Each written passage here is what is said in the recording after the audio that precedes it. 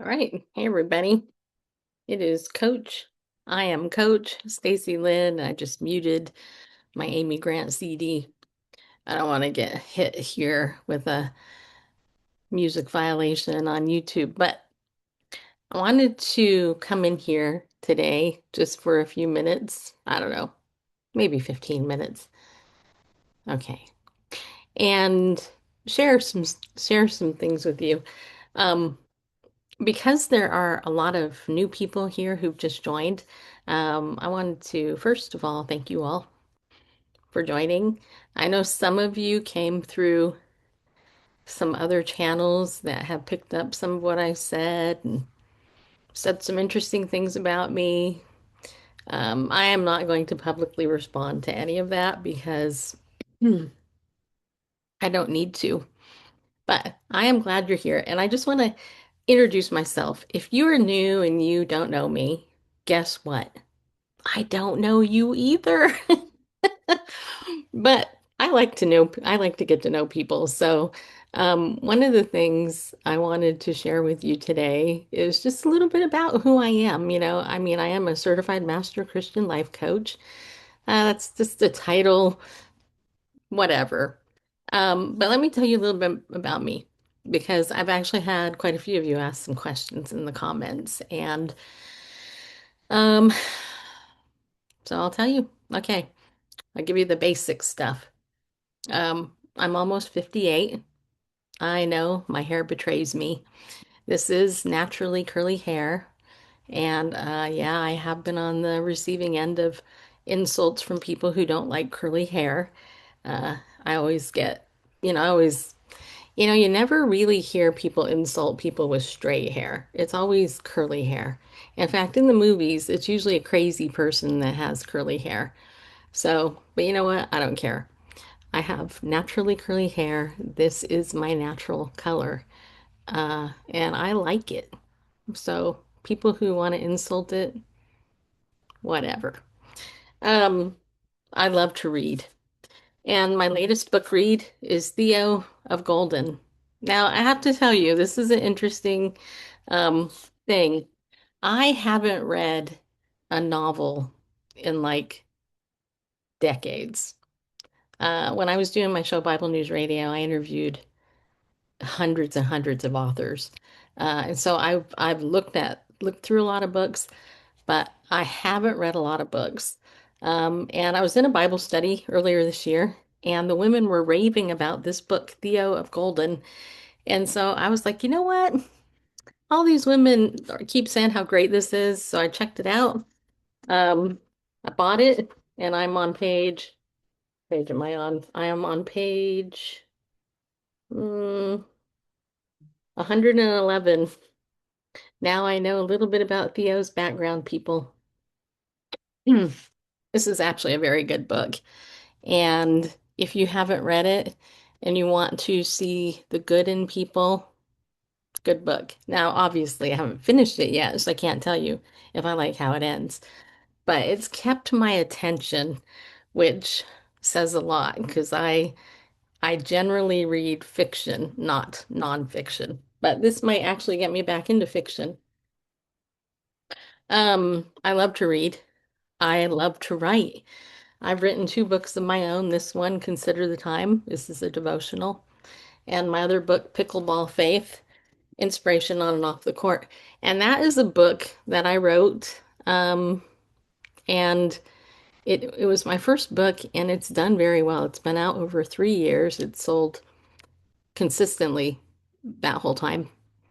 Um, and it's been very cool to see what the Lord has done with that book. I love pickleball. Pickleball is something that literally changed my life after I left California and I moved to Tennessee. I am a childless woman because I'm barren. I've been married to my husband 33 years, and in August it will be 34. And yes, to those of you who asked, it's my only marriage, thank God. Um, and I've worked hard at my marriage. In fact, um, part of my testimony and my husband Randall's testimony is that between our parents, there were a collective 12 marriages. Neither one of us were raised in a godly, Christian, Christ-centered, Bible-believing home. As I've shared in some of my other videos, part of my testimony is I am a survivor of family sex trafficking. I turned my perpetrator in when I was about 12. My mother was the one that set that up, and after the police arrested him, my mother forced me to recant, even though the police knew in the state of California, if a victim recants, they couldn't have done anything. That was way back in the early 1980s when laws were way different than they are today. So, for 20 plus years, as I was doing my other show, I never talked about my life and my abuse and all the stuff I went through in the detail that I have now. And I actually never interviewed people on that topic because I didn't want anything to do with that topic. So I ended up um, doing a lot of shows on Bible prophecy and everything else but that. And then a couple of years ago, when YouTube banned my show, which is now back up, you can watch the archives. I look a lot younger. Um, but a couple of years ago, when God redirected me, I had just got done taking care of my dad, and he passed away. And I just really wanted to go back to what my first love was, which was to be a therapist. But I am actually not a therapist. I'm a coach. And coaches are more direct. Coaches can hold people accountable and help people to go and really make a difference. I'm not a coddler type. I do coddle in the sense that I care and I love people. I genuinely really do love people, but I don't want people to make excuses when they can be better. So that's why I'm a coach. And when I first started this channel, I had my whistle. This is the outside of it. My husband told me I needed to um, start using it more, and I know I have it around here somewhere, but anyway, but I am a coach and I work specifically with anybody who really wants to learn to have a Christ-centered mind. My mentor, Gary Morris, he wrote a book called I Hurt and I Lead. And so I'm actually a certified equipping coach where I use a specific modality that looks at 8 different things or 10 different things. I think it's 10 different things. You take this 3-minute assessment, it shows me where you're at. We start there and then we go. And I have been very blessed to work with both men and women, pastors, people in ministry. Um, and what's really cool about coaching is that you can have rapid change if you do it, if you do the work, if you do the work, people. I have gone through my own recovery. Um, I have been very blessed to, well, I had one really lousy therapist in the beginning, but then I found the golden one, and she was wonderful. Helped me through a lot, taught me, has mentored me through the years, and she's like, "You should go coach." I'm like, "Okay, I will. I'll coach now that I'm old. I'm old now. I can coach people." One of my favorite drinks is club soda, people. I am not a soda drinker. I drink water, club soda, coffee in the morning, occasionally, sometimes grape juice. Um, but overall, I don't drink much in terms of anything besides water. I just drink water. And I just had a thingy in my throat. Now, right now, I'm actually on a journey of I've decided to intentionally focus on losing weight. I know that's personal, huh? But it's something that for many years I I've struggled with it for a long time. I've learned recently that a lot of some of the stuff that I've dealt with, it was because I was coercively controlled. And now, after all these years, I have decided to stop blaming my thyroid and menopause and other things and actually be more intentional and coach myself. And the cool thing about practicing what you preach is it makes you even more of a person of integrity than, you know, than most people. Most people like to just complain. I don't like it when people complain. I don't like, one of the things I really hate is I hate people who lie about God. I don't hate people. I'm going to say, I'm going to say that again. I hate it when people, there we go. Nix the when, put in the when part. I hate it when people lie about God. I had to fight really hard to get a Bible when I was young. Uh, and that really changed my perspective on faith because when somebody's withholding God's word from you and they're not letting you actually read it, and then you get a copy of it, it's like you never want to let it go. So I'm very sensitive to that. I actually wrote about Christian persecution for 8 years with Voice of the Martyrs. And that was a eye-opening experience about the church worldwide. Um, and I've been really involved in the past in political talk and all this other stuff, which is why I'm really familiar with NAR and all this. But I love apologetics. I have been a Bible cult studier, apologetics. I have been trained as a precept Bible study teacher. I have been asked to be a leader in Bible study fellowship and community Bible study. Everywhere I go, I'm asked to be a teacher because I am a teacher, people. And that's a little bit about me. I mean, I know, right? I do love music. My favorite Christian artist is Amy Grant, hands down. And there are quite a few reasons for that. The first one is her song, Father's Eyes, was the very first song that I had ever heard as a Christian. And I got it on cassette way back in the day. Those of you who are as old as me, you get it. Those of you who are young, you have no idea what that is. Um, and I will tell you that she has played a pivotal part in my life, not only in terms of the music and how God used it, but when I was trying to determine 20 years ago if I should go into ministry or be a therapist at that point, I asked God to let me interview Amy. I was like, Lord, I know this is never going to happen, not in a million years. And here's why, because I don't know anybody in Tennessee. At the time, I lived in California. And so I prayed. I was like, Lord, if you want me to go into ministry, I want to interview Amy Grant. And there's no way that's going to happen unless you make it happen. And it happened. And it turned out that I was the first person to actually interview her on a podcast. So I will tell you, that was 20 years ago.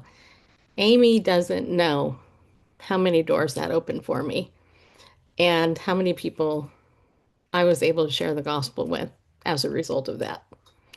And yes, before you start attacking me and her, I know where she stands on the gay issue and all of that, and that's not what this is about. So I don't want to talk about that issue. I'm actually an expert on that issue too, but that was my old Bible News radio show. That's not my coaching stuff. Um, so that is one reason um, I really like Amy. I just like her. I think she's authentic. She's real. She is kind. And she's the real deal. And I can tell you, I've been around a lot of fake people for a long time. And when somebody is real, that really irritates people who aren't. And when somebody can't hold an opposing point of view with respect, that tells you a lot about the level of maturity of that person. Because I will tell you, the older that you get, hopefully the more understanding you will become because people are, when they're young, they think they know everything.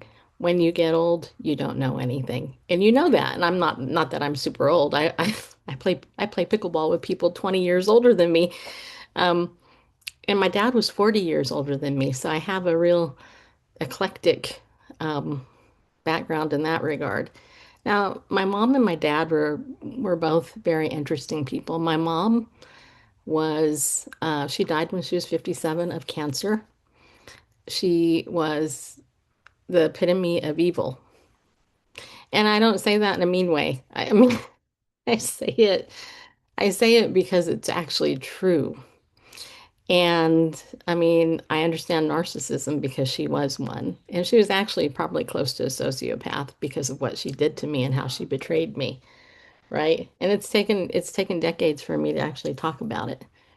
Now, in the end, I forgave her and she accepted the Lord right before she died. Um, and I have journals and therapy sessions from that time in my life. I've gone back and I've listened to them and I've thought, wow, that's amazing. Hindsight really is 2020. I wasn't raised with my dad, and the thing with my dad is that I got to take care of him near the end of his life, and I was his power of attorney. I took care of him for 8 years. He had Parkinson's and dementia, and I learned a lot. I learned a lot taking care of my dad. My dad never uttered a bad word about anybody, including my mother, and he had like tons of reasons to if he wanted to. I'm an only child in terms of I'm an only daughter. I have two brothers. Um, I actually love animals. I happen to have an old Bichon, which you'll probably see in most of my videos because I can't record without him throwing a fit. Like right now, he's standing this way. He's wanting me to get him. hmm So we can stand here. We can look at him. In fact, this is how my day started. Got up because I love birds. I feed birds and squirrels, and this morning I even fed a rabbit. Um, where is my phone? Oh, here it is. I'll show it to you. Wait, hold on. So I get up early. My dog is on the bed, and I wanted to go ahead and I wanted to get out early and feed the animals before um, Grover gets up. So as I'm doing that, though, after I come in, I he somehow got off the bed. Usually he can't get off the bed. So my husband had left for a Bible study, and long story short, I look at the floor and it's all peed on. That's how my day started. So I ended up having to mop today throughout the whole house because I figure if he's going to pee on one part, I may as well mop everything while I'm doing it. Then I had to do laundry. Then I cleaned out the front of the yard where all my birds and squirrels are. And this morning I saw the coolest thing. Wait, I gotta show you this. Check this out. This is very short, so don't miss it. So that's a red-bellied woodpecker eating a pear. Is that cool or what? I know, right? I know. If you don't love birds, then you'll probably get sick of me. Okay, and then I have, let's see. Oh, and then I spotted this little rabbit today eating the pear. Did you know rabbits like pear? I mean, did you know that? I was like, that's the coolest thing. And rabbits also, and I like squirrels too. There's a squirrel. Yeah, there they are. Those are my rabbits and squirrels and birds. Oh my. Anyway, I love I love the wildlife here in Tennessee. I never had that in California. So anyway, so then after doing this and all that, later this afternoon, I went outside and I heard the mockingbirds. They were all upset. And I'm like, okay, there must be my neighbor's cat, must be out. But I decided to put some suet out. Suet. And, enjoy it. That's a mockingbird. Northern mockingbirds, very, very pretty bird, and they sing so sweet. They sing so sweet. There's two of them here. Yep, I know, right? Wait, I have to show you the video. Okay, here, this she talks to me. How is my bird, huh? How you doing, Haven? How you doing? Oh, that was a pretty song. Sing. Ah, I love how you sing. I love how you sing. I know. Are you gonna eat some food now? Isn't that great? Well, anyway, so I named the bird Haven because my my front yard, I have my bird sanctuary that I built, and it's a safe haven. And this mockingbird, for whatever reason, just loves me. I This thing will fly over me, and the closest it's been to me has been about 3 feet. And so I started doing this research on mockingbirds, and they will come close to people they feel safe by. They associate me with food. I mean, come on, people. Yeah. Anyway, and so it's been really cool. But lately, my neighbor's cat, I have my neighbor's cat, which is a sweet cat, doing cat things, likes to get in my tree and it likes to get behind a bush that I had in order to come and stalk the birds at my bird feeder. And one day I looked out the window and there was these grackle feathers everywhere. And it was because this cat had the grackle in her face. And I hit the window and fortunately we saved the bird, but now I know when I go outside, sometimes I can hear a cardinal, sometimes I can hear a grackle, sometimes I can hear this mockingbird, and they all have a certain calls where they are doing an alarm thing. So now I know to look. There's the cat. So we had to remove a bush so the cat can't hide under it anymore. So the cat isn't probably happy about that, but my goal is to keep these birds safe. So anyway, that is a little bit about me. I love birds, I love squirrels, I love rabbits. I am obsessed kind of with the bird world because once you step into it, it's hard to leave it. You'll see birds everywhere. And then when you really watch them, like the book of Matthew tells you to, you will learn so much. In fact, I have this journal here where I write, and it's like a bird diary of the stuff that I write so that I can put down the observations that I have, which actually pertain to real life as well. It's not just animals. Check this out. He's laying down now, but he is stressed. Anyway, so that is a little bit about me. I do run a nonprofit also. Just wanted to let you know that my nonprofit is called Heart Tug International, and we named it after my dog Tuggy Bear, who passed away. He was another Bichon. Um, we named it Heart Tug, as in we loved Tug. Love Tug Fellowship would have sounded funny, or Love Tug International would have sounded funny. Heart Tug International also kind of sounds funny because it doesn't tell you what we do, but what we do is we minister to people, we make disciples, and I coach. And so, if you ever want to help me help other people by funding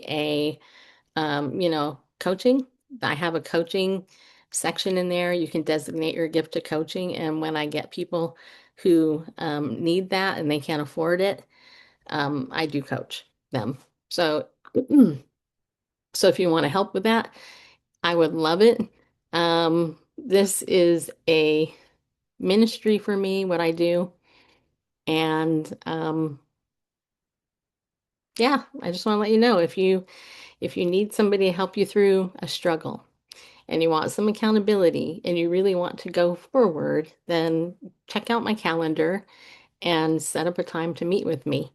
The only thing I would request is if you're somebody who wants to sell me your service, then don't, because I'm not interested. That calendar appointment is for people who are interested in coaching. So please respect that. And I update it weekly, so you're not going to be able to book out 2 weeks in advance because I only update it weekly because my schedule changes a lot. Because of the people I work with, I have to shuffle around quite a bit. So you'll have to bear with that part. And if you can't find a spot in that week, contact me and let me know. All right. So I will have some new videos up. I hope you enjoyed this get to know me video. And I end most of my videos with I hope you have a better day because my mentor for many years at the end of all of our sessions would say to me, I hope you have a better day. And you know what? I hope you do have a better day. And I hope you come to know the Lord in a real deep, personal, intimate way because he really, really, really loves you. So until next time.